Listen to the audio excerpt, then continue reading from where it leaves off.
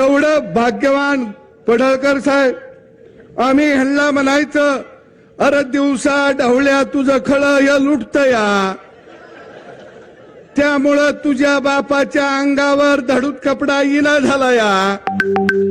ते म्हणायचं ते गावल कुठं, पण मार्करवाडी बहादर आहेत, त्याला गुलवत गुलवत गुलवत बरोबर गावाकडे आणलं. आता इंडियातला मोठा चोर राहुल बाबा बी येणार आहे, पण ते येताना एक बोर्ड लावून ठेवा, काट्या कुट्याचा तुडवीत रस्ता, कसा गावाकडे आलास बाबा.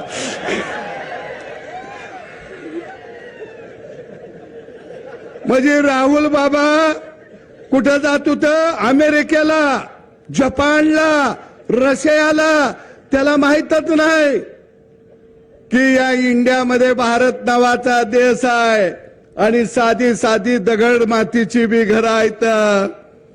राहुल बाबा, आम्ही बी तुमचं स्वागत करू, हाय असाच मंडप ठेवू, तुम्ही म्हणला तर भटजीला बी बोलू, कारण गावाकडच्या मंगल अष्टका ऐका जरा कशा असत्या त्या.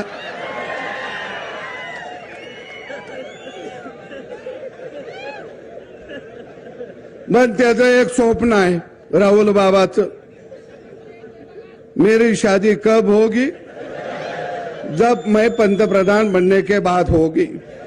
मरकडवाडी गाव हुशार आहे, इथं पडळकर साहेब सांगतील त्यांना बॅलेट पेपरवर निवडणूक घ्यायची आहे, बिचाऱ्याचं लगीन झालं पाहिजे.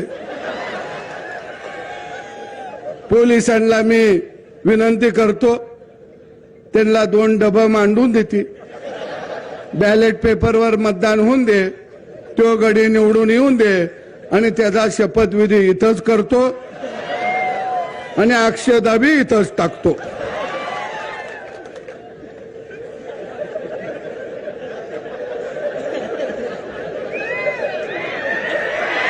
पण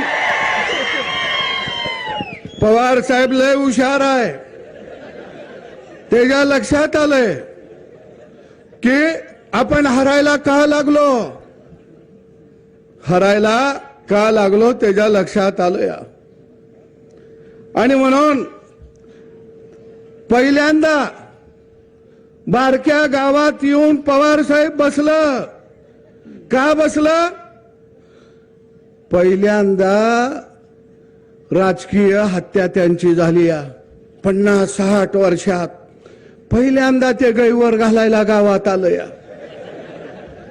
पण त्याला कसं गैवर घालायचं आपण सांगितलं पाहिजे. आपल्या गावगाड्यात असतो का नाही गैवर, आता तुला कोण आहे का ग,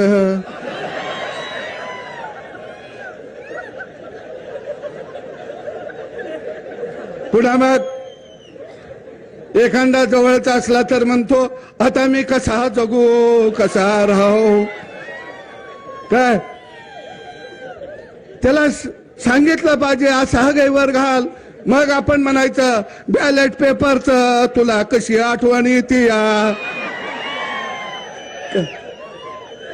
इव्हन मशीननं तुझा कसा घात केला या. आता यांचा गैवार कार्यक्रम चाललाय.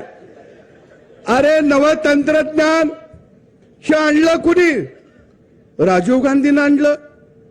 त्यावेळी हे म्हणायचे टीव्ही आम्ही आणला, टेलिफोन आम्ही आणला, लाईटवर रेल्वे आम्ही आणली, पुलं आम्ही आणले, विमान आम्ही आणलं, ईव्हीएम मशीन आम्ही आणलं, आणि आता हे कसं आलं.